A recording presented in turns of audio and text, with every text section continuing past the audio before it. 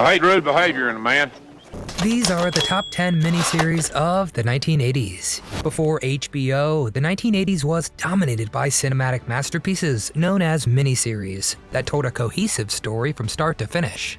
These are the top 10 miniseries of the 80s. I'd seen one or two of these series before, but hey, now I've seen them all, and I'm ready to reveal which series hold up. I'm your host, Nostalgic Nick, and let's dive into the best miniseries from the 1980s. Number 10, Shogun. Let's kick the list off with Shogun, which swept the nation in 1980. Remember that week? It felt like the whole world was tuned into Japan in the 1600s. We were all watching Richard Chamberlain as John Blackthorne, the English navigator trying to find his way through a samurai culture. This wasn't just an adventure, it was a total immersion into a different world.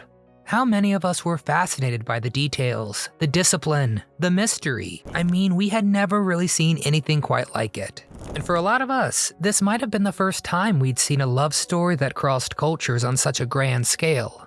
Plus, Chamberlain was at the top of his game. Yeah, in all fairness, they gave him some really tough material, but he managed to play it with intensity and grace. And who could forget that beautiful theme song?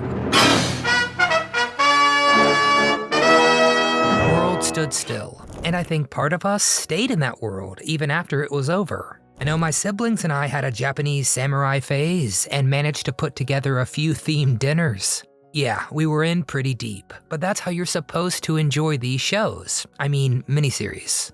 It's kind of a miracle the series did so well, cause it was full of taboos, mostly violence and other kinds of brutal things that were outright first for American TV. Despite all this, the original Shogun managed to make its mark in just 5 episodes, and I say original because it was so nice showrunners did it twice. In February of 2024, FX and Hulu put out an all-new run of this historic classic, pun intended. And so, if you watched the original Shogun back in the 80s, get down in the comment section and tell us what were your thoughts. Were you just captivated like I was? And if you've seen both of them, make sure to mention which one is better and why. Someday, you will understand. I'm sure. Number 9, The Thorn Birds. Now, The Thorn Birds. It's one of those titles you can say and instantly people remember that forbidden love, that heartbreak. I expected that. Yes, another gem with Richard Chamberlain, who starred as Father Ralph in the sweeping saga of passion and struggle on a sheep station in Australia. Was it Richard Chamberlain who was the secret ingredient of all miniseries being successful? Well, no, we do have plenty of entries without him. But if you watched The Thorn Birds just because of Richard Chamberlain, well, you made a good call. And of course, Rachel Ward was unforgettable as Meggie. She's the main story in the original 1977 novel. And there's nothing I can do to change it. And I'm not ashamed to admit that when I wanted to find out what happened before the next episode, I may have gotten a copy from the local library and took a sneak peek. The story spanned decades, but what made it so gripping was that it explored the tension between duty and desire in a way that felt, not to get dramatic, but downright Shakespearean. No, seriously, the series just had a way of building us up for emotional highs and lows that we hadn't really felt on TV before. I mean, think about it. We were still in a kind of nebulous place in TV history. Higher-ups and even laws were kind of treating TV storytelling with safety wheels, keeping everything too clean and starting a big fuss if storylines got too dark. But this was designed in a lab to put us through the emotional ringer. Speaking of keeping things squeaky clean, there was also this moral complexity that made the whole thing feel really real. But it's so beautiful, so pure. We might not have agreed with everything, but hey, we were invested deeply. Watching The Thorn Birds wasn't just about entertainment, it was an emotional journey too. And honestly, how rare is that for a TV program?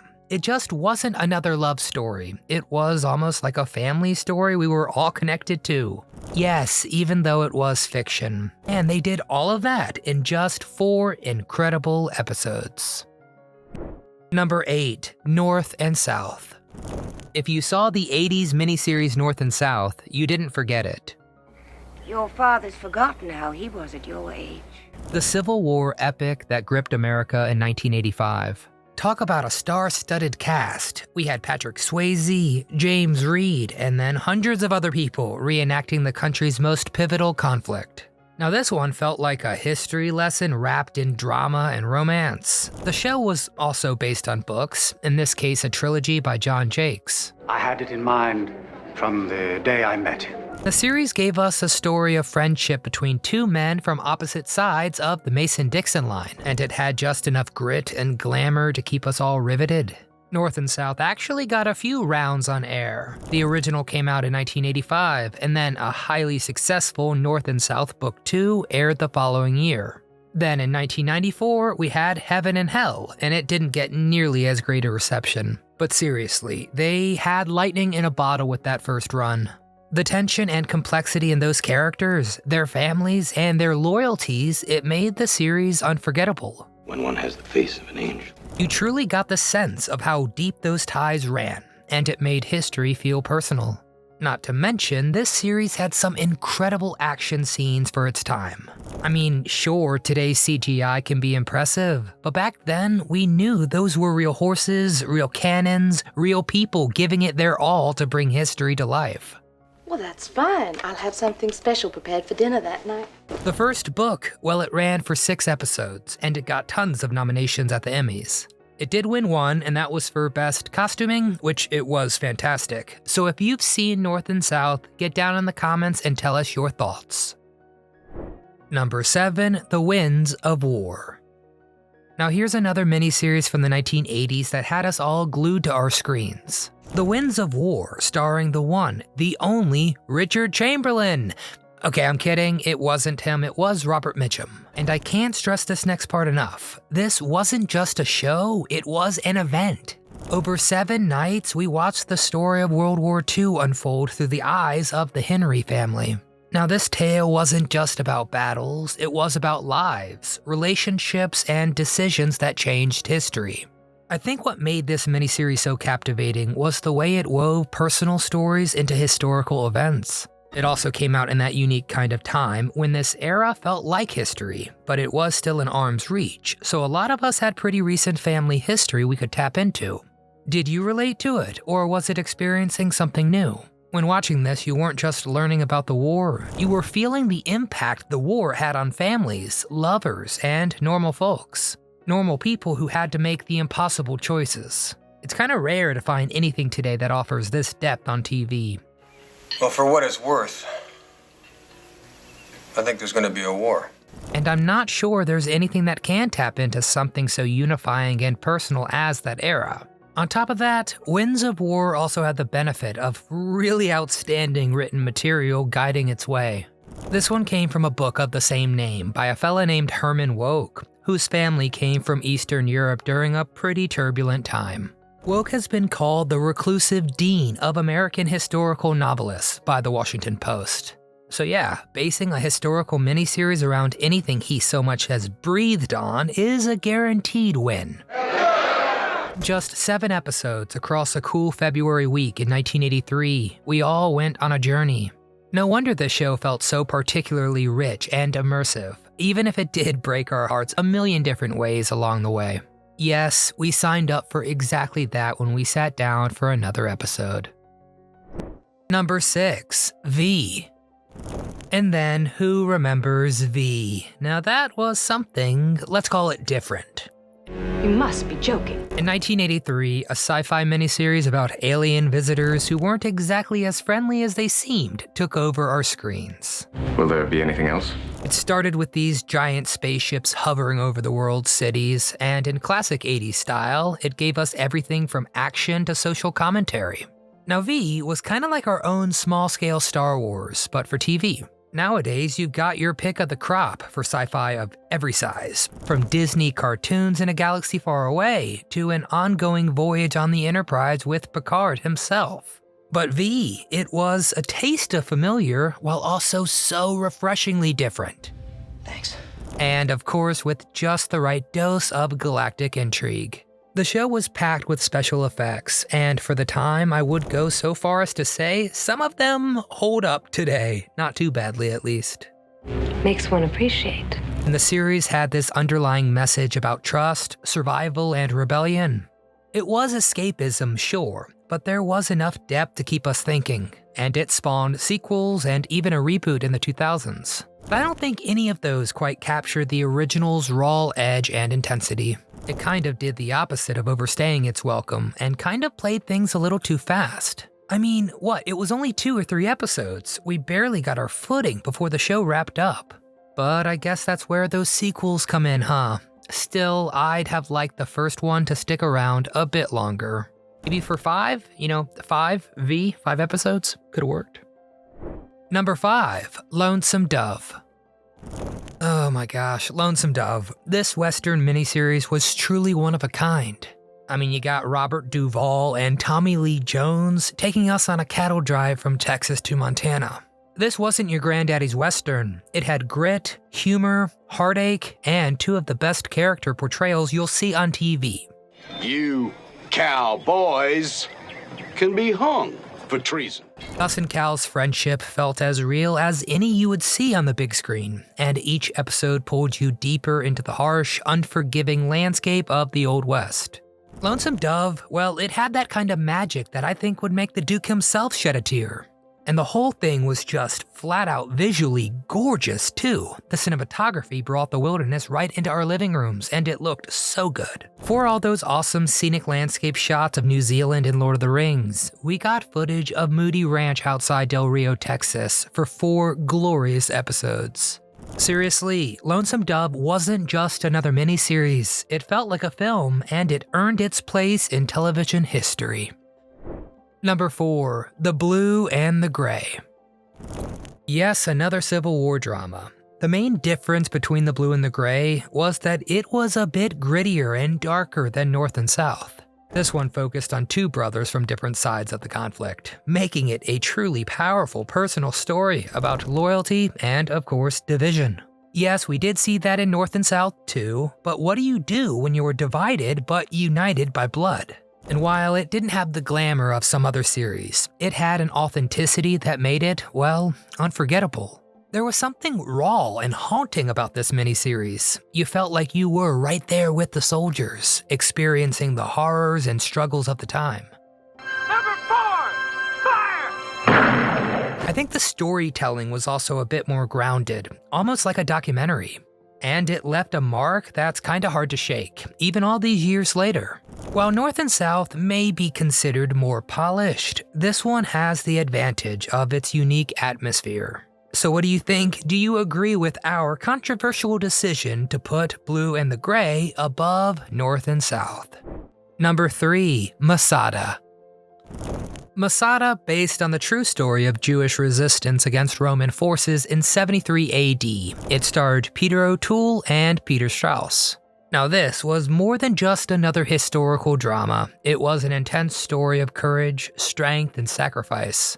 General, these taxpayers, as you call them, are also the sons and brothers of the fanatics. Watching Masada, it felt like watching an epic unfold, with some of the most intense and dramatic scenes of the era. You could cut the tension between the 2 factions with a blunt knife, and O'Toole, well, he was so magnetic as always. And the setting, oh boy the setting. Those ancient landscapes made you feel like you were right there in the desert. It might not have the staying power of some other miniseries, for reasons I can't even begin to fathom, honestly, but for anyone who watched, Masada was truly unforgettable. Part of that, I think, is thanks to what got the Masada crew to make this heart-wrenching story. You see, the roots of this show go back not just to ancient history, but to another monumental series that we'll revisit soon.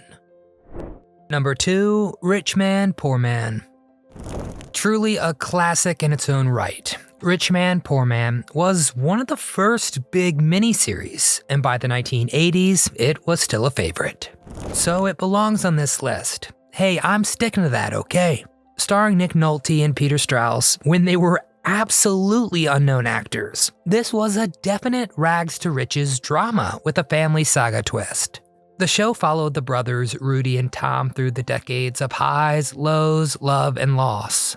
Beautiful. It was a show that felt so grounded, so real. The characters were not perfect, and their lives were not easy, which made it all the more relatable to you and I. You watched their journeys and felt like they could have been people you knew. And that's something TV rarely does anymore, with its focus on getting everything perfect and flawless. I do think that's what made this kind of stuff, Rich Man, Poor Man, easier to connect to and get addicted to. It happens. They told things like it is. 12 fabulous episodes of Rich Man, Poor Man was all it took to make this series a forerunner to the other hit shows based on literary works. So it's safe to call this something like the granddad of all miniseries. Number 1. Roots. Some of you might have seen this coming, and there's a reason for that. I don't think any list of the greatest miniseries would be complete without Roots. I see. Yes, okay, let's address the elephant in the room. Roots originally aired in the late 1970s. But boy, it was still watched, talked about, and respected throughout the 1980s. Roots was an incredible miniseries about Kunta Kinte's journey from Africa to slavery in America, and it was oh so powerful, heart-wrenching, and groundbreaking. For the rest of your lives, even when you have come to be men, you must be on guard against the white Toubab and the black traders who helped them. It brought conversations about history and race into millions of households in a way that no one expected.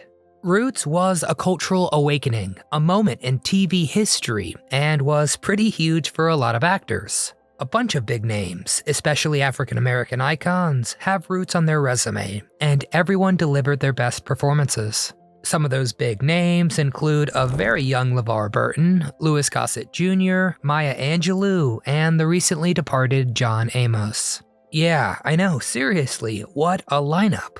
Oh yeah, and its trophy closet is pretty impressive too. I'm talking 37 Primetime Emmy Award nominations, 9 wins. Throw in some Golden Globes and a Peabody win, and yeah. The finale itself was around the second or third most watched finale in US television history. And that was in 1977. Yeah, and it still has not been kicked off the podium to this day. Roots wasn't just entertainment, it was education and experience, even for us viewers. I'm going to be free. I truly don't think you could watch Roots without being changed at least a bit.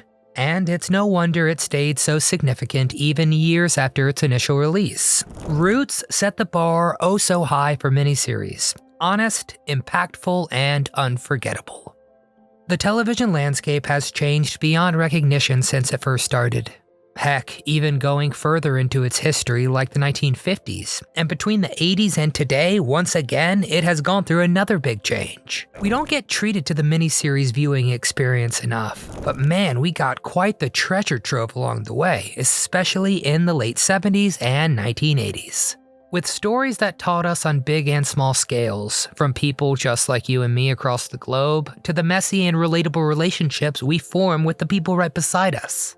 The nightly miniseries experience may be all but a memory in this era of streaming and binge watching, shows getting canceled halfway through their complex plotlines. But luckily, we got some awesome miniseries in the 1980s. An empty belly is a pretty good reason to stay. So what miniseries from the 1980s or late 70s had you glued to the television screen? Did I forget a series that absolutely deserves to be on this list? Or did I add one that you just thought wasn't too great? Well, please get down in the comments section and tell us which you would add and what you would take off. We always read your thoughts because after all, we here at Do You Remember are nothing without you. If you enjoyed the video, which we sure hope you did, please click that thumbs up icon to help it circulate. Make sure you're subscribed so you don't miss a memory. But most importantly, from all of us here at Do You Remember, we want to thank you so much for watching and have a wonderful day.